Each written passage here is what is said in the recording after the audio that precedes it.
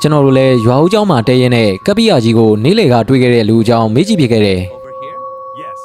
ဒီကဧည့်သည်တွေမေးတော့လဲပြောပြရတာပေါ့နေလေကဧည့်သည်တို့တွေ့ခဲ့တဲ့သူကဦးထွန်းလူပဲဖြစ်ရမယ်သူကအဲ့ဒီအိမ်ရဲ့အိမ်တော်ဦးစီးလေသူ့မှာနာမည်ပြတ်တော်မရှိပါဘူးအိမ်ကိုလည်းသူပဲရှာကျွေးနေတာမနှက်ဆိုရင်တောထဲသွားထင်းခွေညနေဆိုထင်းခွဲရလာတဲ့ထင်းတွေကိုရောင်းချပြီးတော့သူ့မိသားစုတွေကိုရှာကျွေးနေတာတကယ်တာဝန်ကျေတဲ့သူတယောက်ပါကျွန်တော်လည်းဇဝေဇဝါဖြစ်သွားတယ်ဒါပေမဲ့ဆရာပြောတဲ့စကားကိုလည်းမယုံလို့ကမရပြန်ဘူးလေဒါနဲ့အဲ့ဒီဦးထွန်းလူကတာမန်လူတယောက်လိုပဲသွာလာစားတော့နေတာပေါ့ဟုတ်လားကပိယကြီး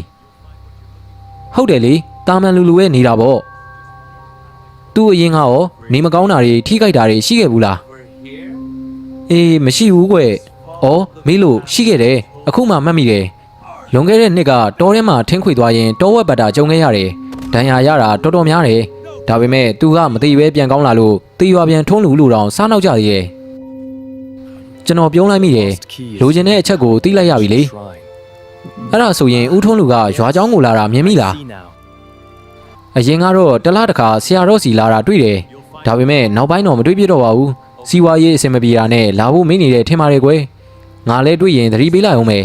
ဖះရှင်ခိုးချိန်ရောက်ပြီဆိုတော့သွားလိုက်အောင်မယ်ကွယ်ထသွားတဲ့ကပိယကြီးကိုကြည့်ပြီးတော့ကျွန်တော်လည်းဦးထွန်းလူအကြောင်းကိုတွေးလိုက်မိတယ်ဒီဇလန်လေးကိုကြိုက်တယ်ဆိုရင်အောက်မှာ like လုပ်ပေးဖို့တောင်းဆိုချင်ပါတယ်အားလုံးပဲအိမ်မက်လာမကြပါစေခင်ဗျာမနက်မိုးလင်းတော့ကပိယကြီးပြင်ပေးထားတဲ့မနက်စာကိုစားရင်ကပိယကြီးရွာထဲခဏလိုက်ကြည့်မလို့ဆရာတော်စီရှောက်ပေးပါဦး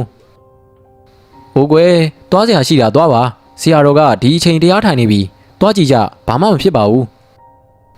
ကျွန်တော်တို့လည်းအခွင့်ရတာနဲ့ရွာထဲကိုထွက်လာခဲ့တယ်ဦးထုံးလူရဲ့အိမ်ရှိကိုရောက်တော့